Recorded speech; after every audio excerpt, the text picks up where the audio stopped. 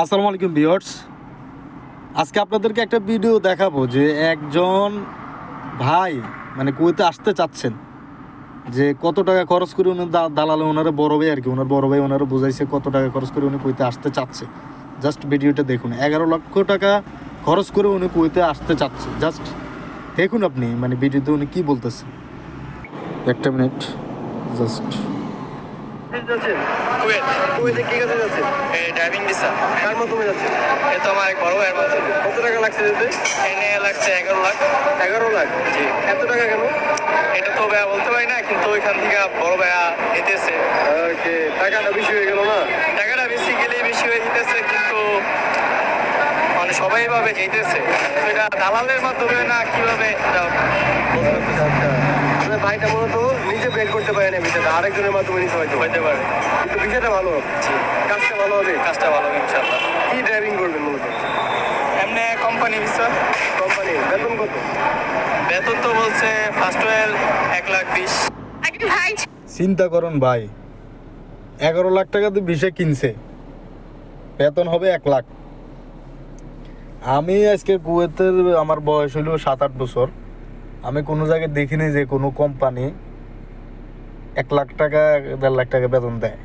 মানে মানে নতুন ভিসায় আপনি আসলে প্রাইভেট সেক্টরগুলোতে যেগুলো মনে করেন আপনার আহালি বিষয় হইলে হয়তো ওগুলো দেওয়া যায় বা পায়, কিন্তু বেশিরভাগ এখন যে বিষয়গুলো আপনার বের হইতেছে, আপনার আপনার রুম খরচ, আপনার থাকা, আপনার খাওয়া খরচ, নেট বিল, এটা সেটা তো নতুন খরচ বাদ দিয়ে 1 লাখ টাকা জীবনও টিকানো সম্ভব না কোম্পানির ভিসায়, কোম্পানির বেতনে।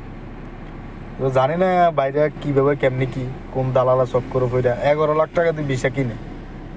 হ্যাঁ রে, মানুষের ভিসার আসলে কি বলবো, এত টাকা খরচ কইরা বর্তমানে কুয়েতে যে অবস্থা, 11 লাখ টাকা দিয়ে ভিসা কিনে মানে 1 লাখ টাকা চাকরি করবেন আপনি, 1 বছর আপনার টাকা উঠালাইবেন, এটা ভাই কল্পনা এখন কুয়েতে। যারাই আসবেন ভাই খুব ভেবেচিন্তে আসবেন।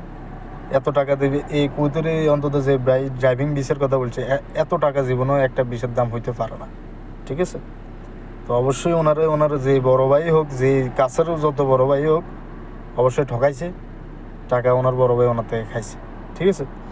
তো সবাই একটু সাবধানতা অবলম্বন করে অবশ্যই আসবেন। বিদেশ আসছেন 2-1 টাকা কামাইবেন, তো ভালো কোনো ইয়ের মাধ্যমে আসবেন। আর না হলে ভাই এত টাকা ইনভেস্ট করে কুয়েতে বা বিদেশে যে কোনো দেশেই আসার দরকার নেই ভাই।